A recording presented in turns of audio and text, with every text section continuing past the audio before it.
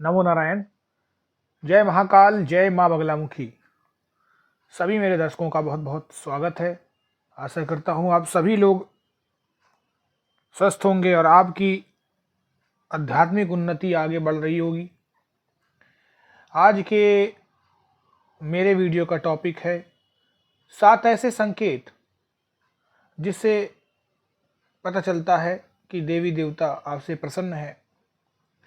और ये जो संकेत मैं आपको बताने जा रहा हूँ, ये सभी लोगों के साथ होते हैं जो साधना अर्चना पूजा को बड़े ही मन से करते हैं, जिनका भाव अच्छा होता है। ये 2 वर्डों को ध्यान से सुनिए, जिनका भाव अच्छा होता है और जो लोग मन से करते हैं। ऐसा नहीं है कि कोई भी इंसान पूजा अर्चना साधना करेगा तो उनके साथ होगा।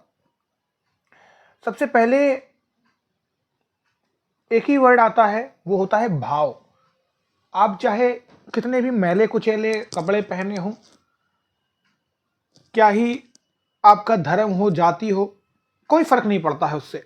आपका भाव अगर उस इंसान पे है पर्टिकुलर, तो चाहे वो जानवर हो, चाहे वो इंसान हो, चाहे वो भगवान हो, हर कोई प्यार का भूखा है। जानवर को भी अगर आप प्यार दुलार करोगे, अगले दिन से वो आपकी गोदी में आके बैठेगा। इंसान भी, आप किसी से अच्छे से बातें करिए, अच्छे से ही करेगा। तो ये ह्यूमन नेचर है और ये सभी चीज़ों पे ये सिद्धांत लागू होता है।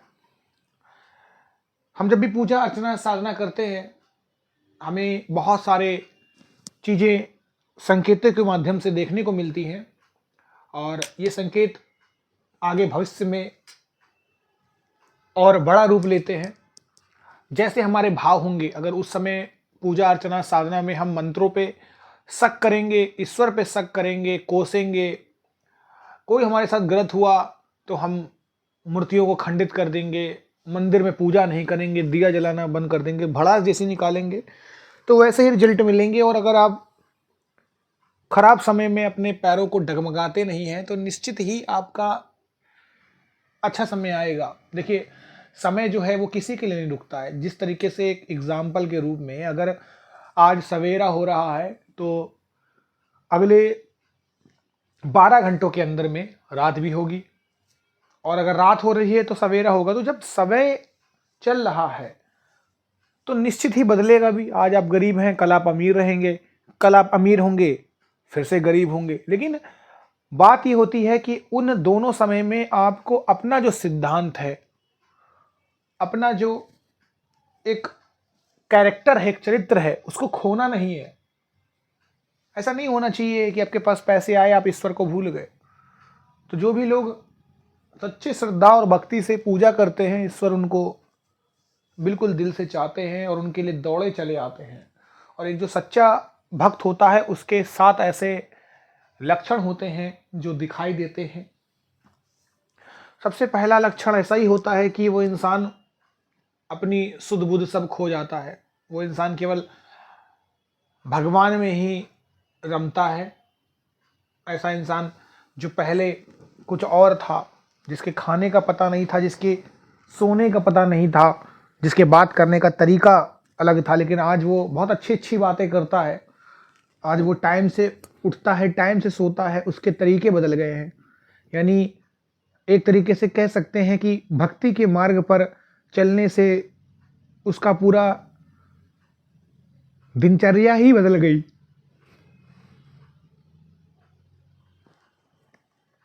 दूसरा चीज, ऐसा इंसान अपनी बुरी आदतों को हमेशा के लिए त्याग देता है। टीवी देखना, गाली गलौज करना, दूसरों के बारे में गलत बातें करना, गलत सोचना, गलत दृष्टि डालना। गलत दृष्टि चरित्र से ही नहीं, पैसों के लिए भी यहाँ पर बात हो रही है। दूसरों की चीज़ें देखकर मन ही मन जलना, अपशब्द बोलना, बहुत सारे ऐसे गलत चरित्र होते हैं। इन सारी चीज़ों से वो हट जाता है। गलत ये नहीं है कि आपके घर में ऐशो आराम की चीज़ें हैं, गलत ये है कि आप उन ऐशो आराम की चीज़ों में बंध गए। आपने कंफर्ट जोन से बाहर ही नहीं आना चाहते हैं। तो गलत कोई चीज़ नहीं होती है, गलत हमारा आचरण होता है। हमारा बुरा समय है, अच्छा समय है, हम 2 मिनट के लिए अगर प्रभु को याद कर रहे हैं तो हम सच्चे भक्त हैं।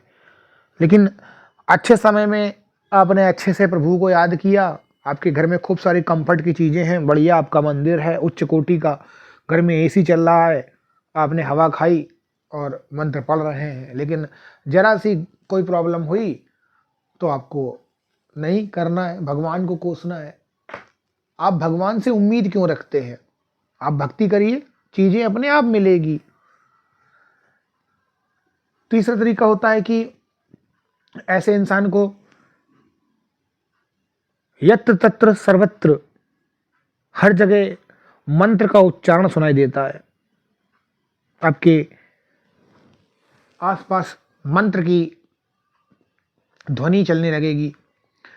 चौथा संकेत होता है कि ऐसा इंसान खुशी में झूमने लगता है, नाचने लगता है, गाने लगता है। बहुत सारे ऐसे एग्जाम्पल देखे गए हैं कि किसी भी प्रकार का कोई भजन कीर्तन हुआ, स्तुति हुई, चालीसा हुई, ढोल नगाड़े बजे, इंसान झूमने लग गया है, भाव विभोर हो जाता है। कुछ लोग इसे सवारी से जोड़ते हैं, कुछ लोग किसी भी प्रकार की चीज़ों से जोड़ते हैं। यहाँ पर मैं एक ही शब्द कहूँगा कि ऐसा इंसान भाव विभोर हो जाता है, उस चीज़ में, उस ध्वनि में बस खो जाता है। पांचवा संकेत, हम ऐसे समय में आएंगे जब हम ईश्वर से बातें करेंगे, उनके लोक में जाएंगे। ऐसी ऐसी चीज़ें हमारी आंखों के सामने आएंगी जो कभी ज़िंदगी में भी हमने नहीं देखी होगी। कुछ लोग इसे डेजा व्यू बोलते हैं, लेकिन ऐसी चीज़ें होंगी जो आप खुद कहोगे कि मैं कभी नहीं गया हूँ यहाँ पर, मैंने ये चीज़ें नहीं देखी, कैसी हो रही हैं।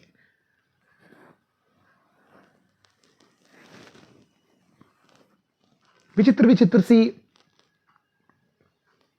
चीज़ें होती हैं। एक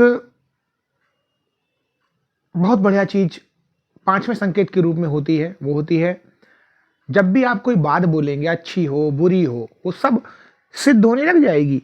अभी आपने इमीडिएटली कोई शब्द सोचा, कहा और वो हो गया, आप बोलोगे अरे ये तो बहुत जल्दी हो गया, मैंने तो सोचा था। तो ये इतनी जल्दी आपकी अपनी शक्ति से होगा, आपकी इच्छा शक्ति कितनी दृढ़ है उससे होगा। तो चीजें होती है। छठा संकेत है, हमारे शरीर में पूरा दर्द होता है, हमारे रोंगटे खड़े हो जाते हैं, हमें आभास होता है कोई हमारे साथ है, किसी प्रकार की हमें खुशबू आ रही, कोई ध्वनि का एहसास हो रहा है, कोई हमें स्पर्श कर रहा है, यह अच्छा संकेत होता है। मैं यहाँ बुरे के संकेत की बात नहीं कर रहा हूं। सातवां संकेत है, हमारे नेत्रों के बीच में दर्द होने लगता है। ये संकेत होता है कि आपकी तीसरी आंख आ रही है, प्रकट हो रही है, जग रही है। और एक बोनस टिप के रूप में मैं आपको एक लक्षण और संकेत बताता हूं। 7 संकेत हैं, लेकिन मैं आपको 8वां एज ए गुरु के रूप में बता रहा हूं। सबसे बड़ा इस पूरे वीडियो का सार है कि ऐसा इंसान पृथ्वी तत्व से जुड़ जाता है। अब ये पृथ्वी तत्व क्या है? देखिए, सब आपको पता है, मैं कोई बताने वाला नहीं होता हूं, सभी को पता है कि 5 तत्वों से इंसान का शरीर बना है। लेकिन मैंने यहां पर पृथ्वी तत्व क्यों जोड़ा? देखो, आगी तत्व को यानी अग्नि तत्व को अगर आप जोड़ोगे तो आपके अंदर घमंड आ जाएगा। हवा के तत्व को जोड़ोगे तो आप उड़ने लग जाओगे आकाश में। वो कहते नहीं कि ये तो बहुत उड़ रहा है, ये वही मतलब हुआ। तो इनमें से जितने भी तत्व हैं सब में घमंड आ जाएगा। लेकिन जो पृथ्वी तत्व होता है, इसका मतलब होता है कि हम जमीन से जुड़े हुए हैं, क्योंकि हमें इस भौतिक चीजें जितनी भी हम पाले लेकिन रहेंगे इस जमीन में। ये ईश्वरी शक्ति का एक संकेत है, सच है कि भैया जो आया है वो जाएगा। तो जितनी भी चीजें तुमने कमाई हुई हैं, भौतिक चीजें, सब इसी पृथ्वी पर रह जाएगी। तो ऐसा इंसान डाउन टू अर्थ हो जाता है। वो समझ जाता है कि मैं कितना भी कुछ कर लूं, सब यही रह जाना है। यानी उन्हें गणेश जी भगवान की सिद्धि प्राप्त हो जाती है। गणेश भगवान पृथ्वी तत्व के कारक हैं, मूलाधार चक्र को रिप्रेजेंट करते हैं और सबसे पहला चक्र है मूलाधार। वो समझाता है आपको कि आप क्या हो, किस लिए आए हो और क्या आपको मिलने वाला है। तो ये पृथ्वी तत्व से जुड़ा हुआ इंसान डाउन टू अर्थ हो जाता है। और साधक और पूजा की साधना में सबसे बड़ा साधक वही है जो कितनी भी सिद्धियां पाले उसका खामखा दुरुपयोग ना करे, भले वो किसी दूसरों का भला ना करे लेकिन किसी का अहित भी ना करे, ये भी एक इंपॉर्टेंट चीज है। भला करना नहीं करना ये उसके अपनी फ्रीडम है, वो चाहे ना करे, उसका मन है, कोई उसे रोक नहीं सकता, वो किसी चीज का बाध्य नहीं है, किसी से उसने पैसे नहीं लिए हुए हैं। लेकिन वो किसी का बुरा भी नहीं करे। अगर ये पैसे नहीं लिए वाली बात आ गई तो ऐसा भी नहीं है किसी से 5,000 10,000 रुपए लेके किसी का मारण कर दिया, किसी का वशीकरण कर दिया, तो इसका फिर खामियाजा भी भुगतना पड़ता है। तो ऐसा इंसान डाउन टू अर्थ होता है। तुम उसे क्रोध करोगे वो शांत रहेगा, तुम उसे मारोगे वो मुस्कुराएगा, अपने काम से काम रखेगा, तो ये डाउन टू अर्थ इंसान हो जाता है। जो लोग मेरे चैनल पर नए आए हुए हैं वो लोग मेरे चैनल को लाइक और सब्सक्राइब करें, बेल आइकन बटन को भी दबाएं ताकि नेक्स्ट नोटिफिकेशन भी आपको मिल जाए मेरे अगले वीडियो की। और आप सभी लोगों का बहुत बहुत धन्यवाद अभी तक के प्यार देने के लिए। ऐसे ही अपना प्यार बनाए रखिएगा। आप सभी लोगों का कल्याण हो, माता रानी आपको खुशियाँ दे, शक्तियाँ दे और सब कुछ प्रदान करे। नमो नारायण। जय महाकाल, जय मां बगलामुखी।